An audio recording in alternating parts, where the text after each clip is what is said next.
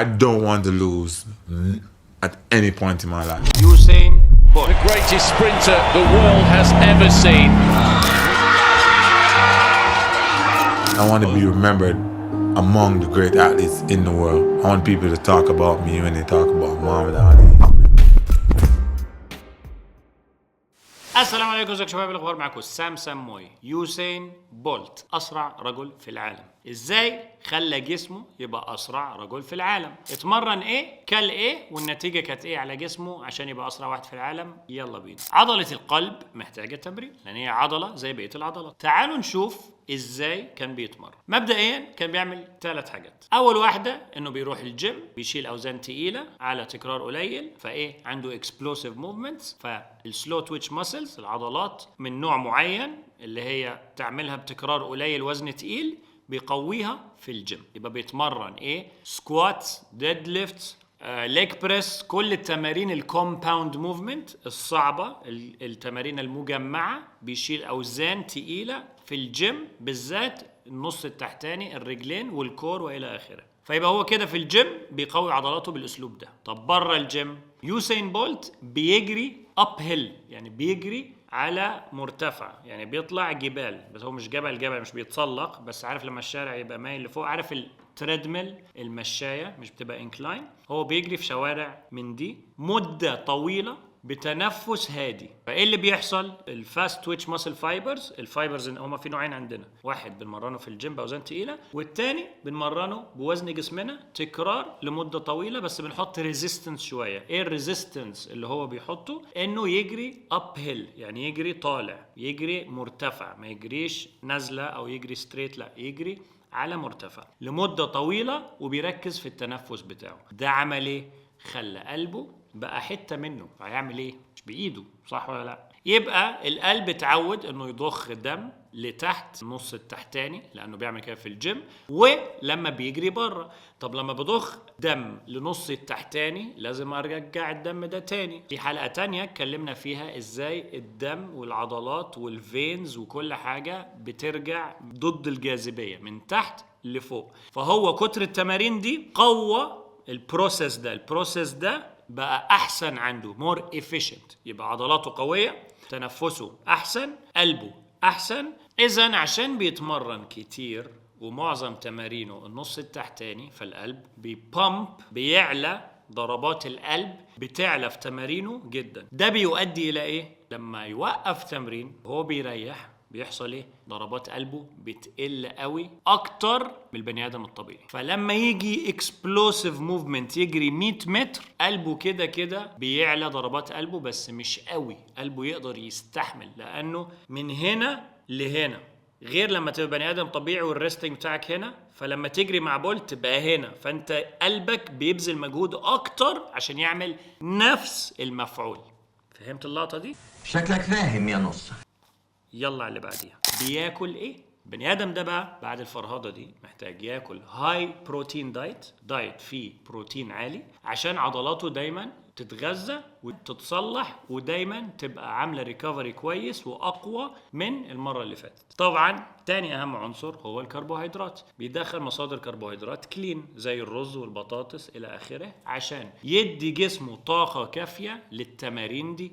يبقى البروتين بيصلح العضلات، كارب بيدي طاقة، وبياكل هيلثي فات عشان المفاصل والهرمونات والصحة العامة. عشان أي حاجة تشتغل في جسمك بطريقة ممتازة محتاج هيلثي فات في الدايت بتاعك بكمية معينة. وطبعا في كده انرجي قوية جدا بتطلع من الهيلثي فات، فتقدر تديله انرجي لمدة طويلة في التمارين او في الجري. بس مش بنزود من الهيلثي فات عشان ممكن وزنه يزيد، هو عايز وزنه يفضل في ليميت معين عشان يبقى خفيف، والوزن اللي موجود عضلات فاكسبلوسيف، مش عايز يزود في الكربوهيدرات والفات. alright.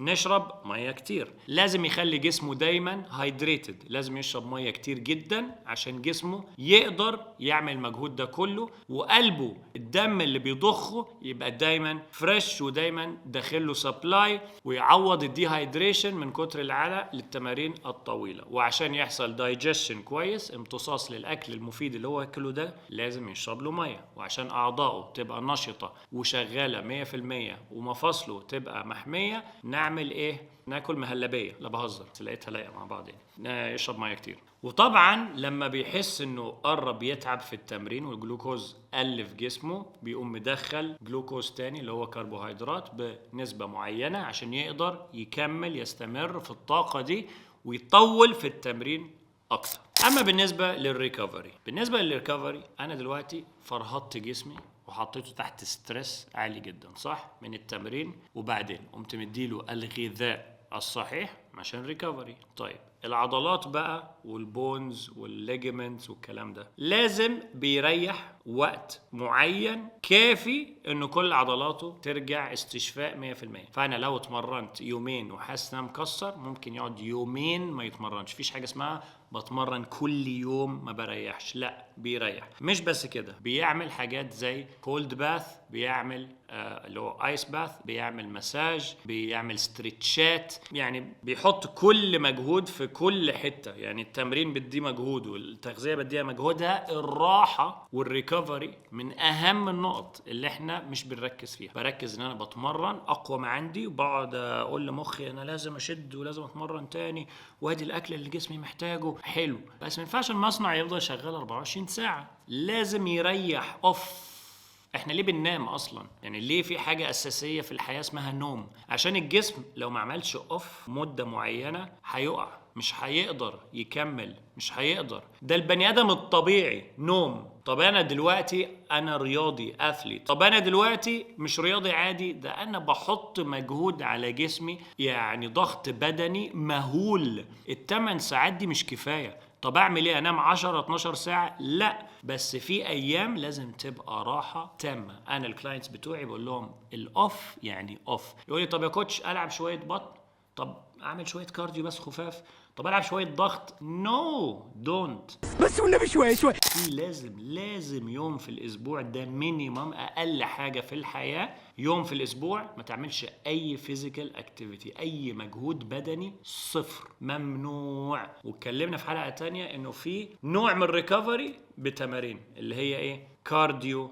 يوجا، مساج، حاجات بتعمل ضخ دم بس عشان تريكفر، مش بتعمل ضخ دم عشان تكسر او تقوي او تبني. في فرق كبير. انا ساعات بتمرن حديد باجي على نفسي بكسر نفسي، وايام اوف خالص ما بعملش اي حاجه، وايام بعمل نوع من انواع الريكفري اللي هو اسمه باسيف ريكفري، عشان ضخ دم في المناطق دي فغذيها من غير اي تكسير، فيبقى ضخ دم خفيف زي ما قلت لك، ستريتشات، يوجا، مساج، فوم رولينج، الكلام ده. لو جمعنا الثلاث حاجات دول، تمرين، تغذيه، ريكفري، تكرار طويل، اعضائي زي قلبي وعضلاتي ومخي هيبداوا يتحسنوا عشان يدوني احسن نتيجه للحركه اللي انا عايز اعملها ايا كانت بقى. عايز اجري 100 متر بسرعه، عايز العب بيانو، عايز امشي على الحيط. كتر التكرار مخي بيتعلم، عضلاتي بتحفظ وبتقوى من اجل ده،